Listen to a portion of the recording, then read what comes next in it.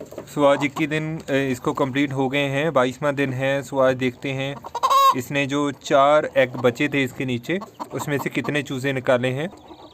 सो मुर्गी को हमने उठा दिया तो आप देख सकते हो 4 में से 3 चूज़े निकल चुके हैं यहाँ पे। सो एक ही एग बचा है। सो अभी तक निकलना होता तो निकल जाता इसमें भी, चूज़ा अगर होता तो। मुझे लगता है चूज़ा नहीं होगा इसमें, हम आपको दिखा देंगे। सो जो 4th एग है हमारा वो खाली है, हमने चेक किया था। सो अभी दिन है तो लाइट में ये विजिबल नहीं होगा।